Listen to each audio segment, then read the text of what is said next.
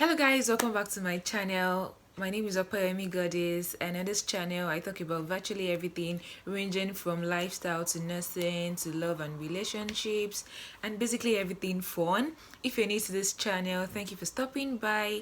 Please subscribe and like, and if you're a returning subscriber, thank you so much for returning to my channel. I really love you guys and I wish you a very happy new year. So today guys, I'll be discussing something very phenomenal.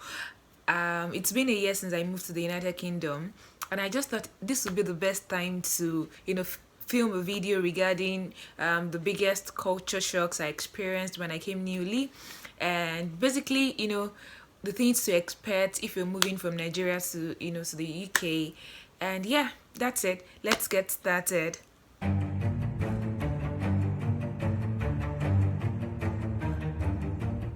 So guys, the very first culture shock that I experienced when I moved to the UK a year ago is the fact that the roads are like well laid out. There's like proper layout of the roads. So I remember when I arrived, I think the following day after I arrived, I was going for groceries, and I was going to cross the road, and the zebra marking on the road. I apparently didn't know that I was meant to walk and not to run. So when I got to the zebra crossing, I actually realized that all the cars, kind of stopped for me. But I still didn't realize that I was meant to walk like majestically. Guys, I literally like ran. I was so much scared that probably a car would eat me, because I was coming from Lagos, where everyone is in a hurry, there's so much rush, the hustling and bustling of Lagos. So anyways, I was running, and then when I got to the other side of the road, I looked back, and then I realized that the people behind me were practically catwalking. It was then that it dawned on me that, oh, you're now in an organized system where everything is properly laid out. So they have a very good road network. The road signs are there for you to read and comprehend. So that was probably like the first culture shock I experienced when I came newly to the UK. Like, I just didn't know that when you get to zebra crossing that cars will stop. I knew that that was the ideal thing, but of course where I was coming from, that wasn't like the ideal thing. I remember how I would literally like run while crossing the roads in Lagos and all that. So that was it. But of course I had to grow and learn over time.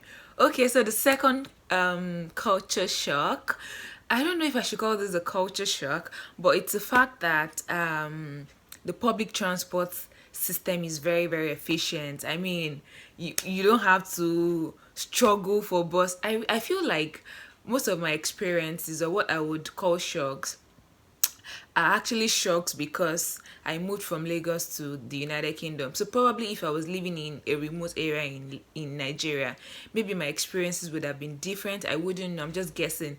But probably because I moved from Lagos to the UK, I guess that is why I was really like shocked. So the public transport system is very efficient. I mean, if the bus is meant to leave by 9 a.m., you can be very sure that it will leave by 9 a.m. If the bus is meant to arrive by 10 a.m., you can be very sure that the bus would arrive by 10 a.m. So that was like a shocker for me. Like, I would literally check my app before leaving home, get to the bus station, and the bus will arrive on time and leave on time. I mean, there was a day that I was going to work, and I got to the bus station, so just few seconds before my bus would depart. And I was actually looking at the bus departing, and the driver didn't stop for me. I was shocked. In my mind, I was like, if I was in Lagos, I would have probably said, oh, driver or conductor or something. I would have probably like screamed or shouted. I couldn't do anything. The driver was actually staring at me. I was staring at the driver as well. But of course, the door was shut already. I was late just by a few seconds. And the driver did not stop for me. So that's probably another culture shock that I experienced. The public transport system is very efficient. Buses arrive on time. They depart on time. The same with train as well. Where I was coming from, or where I came from, well, before I left, railway wasn't so good. Trains were not even in good conditions. I mean, we had just few trains in Nigeria at that time. So yes, That's the second culture shock that I actually experienced when I came to the UK. Okay, guys, so the third culture shock that I experienced when I came to the UK is the fact that people are actually very courteous, people are very respectful, they smile a lot. I mean, strangers will actually smile at you. Like, people actually, like, they are loving, they are caring, they're just kind and nice. And I actually found that very, very awkward a bit when I came newly. I was wondering why people would, people would smile when they see you. It's not like they're laughing, it's not like they're even saying anything, but they'll just give you this soft smile, on the road while you're walking. People are very courteous. I mean, you could be on the pathway, like the pedestrian pathway, with probably a pregnant woman or someone carrying, few luggages, and you would actually see the other person across the road trying to create some space for this person. People are just altogether courteous, they're polite, they're respectful. No one is trying to tell you, do you know who I am, blah blah blah, all the Lagos vibes. You just wouldn't find them here. So I actually found that very, very awkward at first. I mean, I remember the first time I went for grocery shopping, someone actually volunteered to pick the milk for me because I wasn't so tall enough to pick the milk from the milk shelf. And I was just wondering why the person was so kind enough to do that for me. So yeah, people are actually very nice here. They're very kind, they're very thoughtful. Yeah, I think that's the right word. They're just very thoughtful. People would apologize for everything. I mean, people say sorry for everything. Sorry, sorry, sorry. They apologize for everything. Initially, it was very frustrating for me. Even at work, people would actually ask you if you're happy to do something for them. I mean, what they're asking you to do is like what you're employed to do, like your job. And then people would actually tell you, it's like your boss telling you, are you happy to do this for me? I mean, at first I was like, am I happy to do this? Is my job, this is why I was employed in the first instance, so I should be happy to do it. But they would just say it in a very polite way. They would tell you sorry. I mean, they want to send you on an errand, which is like your job. They would still say sorry, they would still say please, sorry. I mean, they're just like all together courteous and polite. People don't like take you for granted. They're not proud people. I'm not saying we don't generally have proud people here, but I'm just saying when people get here, even if they used to be proud, they just become humble and polite and respectful. But Brits especially are like very, very polite people. So that's it. The next culture shock is the fact that the system is very organized. I mean, everything is organized. No one is trying to take you for granted. No one is trying to play smart on you. I'm not saying there are no fraudsters here. Of course, there are fraudsters everywhere in the world, but I'm just saying it's quite minimal compared to back home in Nigeria. People and anyways, people make up the system, so the system is very organized, and indirectly I'm just saying people are just very organized. I remember a time that I booked a bus ticket twice. I think I paid twice for a bus ticket. I traveled to Oxford, and when I got back home from the trip, I was a bit reluctant to apply for a refund for the second time I paid. Coming from Nigeria, I was like, who would refund me? Like, I was gullible enough to pay for, the second ride, which I wasn't meant to pay for. Are you sure they would refund the money? I was asking myself, that question, if they would actually refund the money, if they would even like really believe me and all that. That was when I came newly. Anyways, I just summoned the courage, and then I queried the particular payment on my mobile app, which is like my bank app and all that. So I queried the payment. They asked for evidences. I showed them evidences. I printed out, they requested for some evidences. I printed that out, sent it to them by post, free post. Anyway, to cut the long story short, my bank just reached out to the bus company, and I was refunded.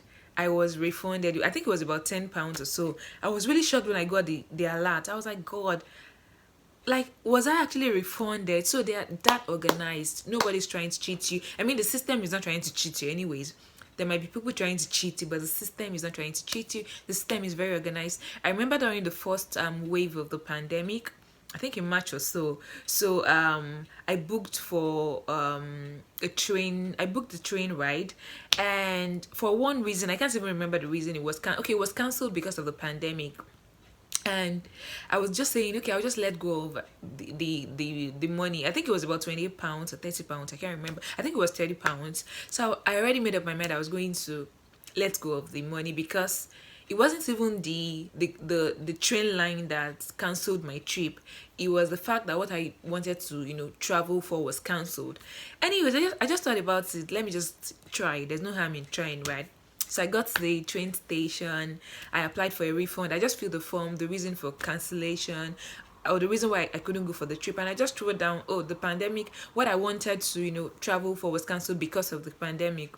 Guys, 28 days later, I got an alert of £30. I was like, God, why are these guys so organized? Like, why is the system so organized? I was refunded, and I'm like, wait, if this happened back in Nigeria, I wouldn't get my refund. Like, I wouldn't get. I mean, they would just be like, you canceled the trip. We didn't cancel the trip, so why should we refund you? But I mean, everything is just organized. Like, I mean, a lot of times back home, I remember when I would go to a shop, want to buy something from a shop, and then you would ask them if they have a POS. And they would actually tell you they don't have a POS machine. I used to really, really get angry. I'll be like, this is the 21st century. Why don't you have a POS machine? Especially if you like go to Balogun or Idumosa market to buy stuff, you would have to go to the ATM machine, and then you would have to queue at the ATM to get cash and then pay the seller or the vendor. There's really no shop you get, that you get to and you won't find a POS machine. Well, I haven't found one yet. There's always a POS machine or an online method of payment for everything. You don't really have to carry cash. I rarely carry cash around. I rarely do. So that's another thing about the system. It's just very organized, very reliable. I mean, even if you're debited wrongly, you'll be credited.